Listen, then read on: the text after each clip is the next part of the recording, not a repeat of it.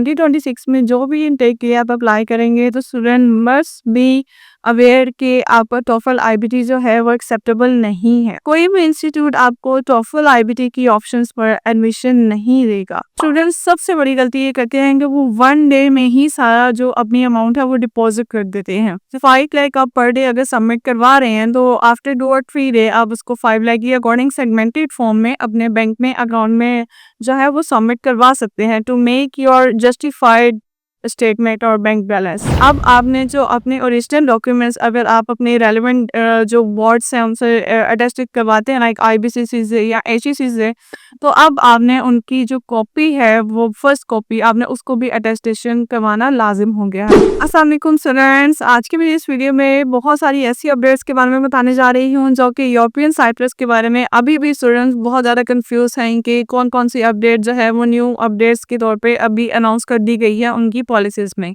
सो बहुत सारे स्टूडेंट जो हैं अभी भी इस बात को लेकर कंफ्यूज हैं कि कौन सा टेस्ट जो है अभी उसकी वाइडली एक्सेप्टेबिलिटी है वहाँ पर या नहीं है। सबसे पहले अगर बात कर लें टॉफल आईबीटी की, तो अब मैं आपको ये बताती चलूँ कि 2026 में जो भी इनटेक के लिए आप अप्लाई करेंगे तो स्टूडेंट मस्ट बी अवेयर कि आपका टॉफल आईबीटी जो है वो एक्सेप्टेबल नहीं है। साइप्रस की एम्बेसी अगर हम लोग वहाँ पर रिक्वायरमेंट में देखिए वहाँ पर भी क्लियरली मेंशन है कि आपका टॉफल आईबीटी जो है अब वो एक्सेप्टेबल नहीं है। Previously that was acceptable but now due to some security issue वहाँ की पॉलिसीज में से उसको रिमूव कर दिया गया और वहाँ की गवर्नमेंट ने भी इसको एक्सेप्ट करने से डिक्लाइन कर दिया है। कोई भी इंस्टीट्यूट आपको टॉफल आईबीटी की ऑप्शंस पर एडमिशन नहीं देगा। सबसे पहले स्टूडेंट को अपनी 2026 में अप्लाई करने से पहले आपको ये कन्फ्यूजन दूर करनी है कि आपने आईएलटीएस और पीटी को ही प्रेफरेंस देनी है, टॉफल आईबीटी की तरफ नहीं जाना। अगर किसी भी तरीके से आपको ये गाइड किया जाता है कि टॉफल की भी हाफ पे आपका एडमिशन हो जाएगा, so it is a false statement. You are not getting your visa or admission in the European Cyprus on the behalf of your TOEFL IBT। तो सबसे पहले अपडेट आपको मैंने ये बता दी है कि टॉफल आईबीटी अब जो है वो मज़ीद एक्सेप्टेबल नहीं है। इसके बाद अगर बात कर ली जाए बैंक स्टेटमेंट के रिगार्डिंग, बहुत सारे स्टूडेंट्स जो हैं ऐसे हैं फाइनेंशियल को कहा जाता है हमको मेंटेन करने के लिए, जो कि यूरोज़ में अगर हम देखें तो कॉस्ट करते हैं अराउंड अबाउट 7,000 यूरोज़। आपके फाइनेंशियल्स वहाँ पर शो करना बहुत ज़्यादा ज़रूरी है। लेकिन स्टूडेंट्स सबसे बड़ी गलती क्या करते हैं, उनको कंसल्टेंट इस तरीके से गाइड करते हैं कि आपके फ्रेश बैंक स्टेटमेंट भी जो है वो एलिजिबल है वहाँ के लिए। तो स्टूडेंट्स सबसे बड़ी गलती ये करते हैं कि वो 1 डे में ही सारा जो अपनी अमाउंट है वो डिपॉजिट कर देते हैं, जिसके बिहाफ पे वो अगर एक ही दिन में अपना 25 तक डिपॉजिट कर रहे हैं तो उनके पास जस्टिफिकेशन कोई भी नहीं है इस चीज़ की, और एम्बेसी इस चीज़ पे अक्सर आपसे क्वेश्चन भी कर सकती है।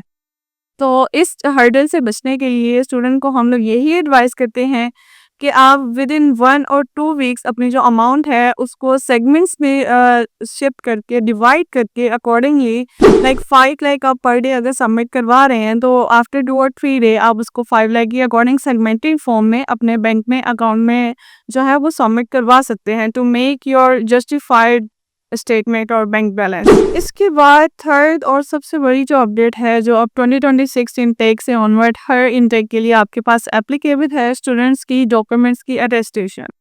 वो स्टूडेंट जो कि अपनी अटेस्टेशन को ऑलरेडी कंप्लीट कर चुके हैं या अभी वो इन प्रोसेस है, तो उनके लिए ये अपडेट जो है वो बहुत ज़्यादा इंपॉर्टेंट और हेल्पफुल हो सकती है।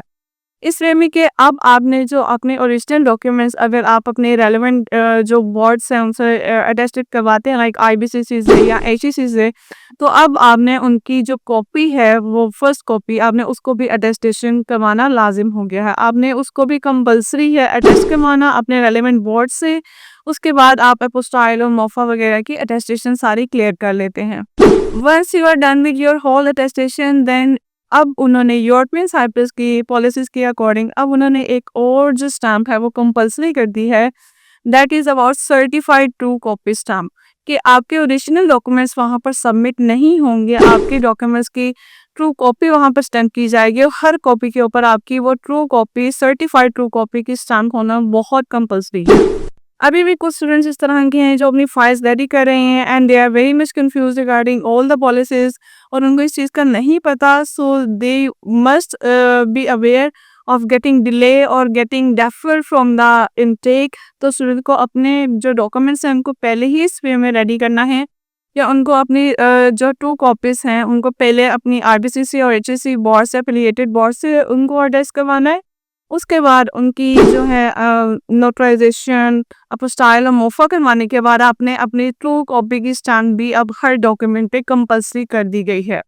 So these are about the whole updates regarding 2026 intake। अब जो भी intake जनवरी के बाद जो भी फर्दर मोर intake आएंगे, आपने अपनी डॉक्यूमेंटेशन या अटेस्टेशन, बैंक स्टेटमेंट और जो भी आपके टेस्ट के रिगार्डिंग क्वेरीज हैं, आपने इस अपडेट के अकॉर्डिंग ही अपनी प्रोफाइल को मेंटेन करना है।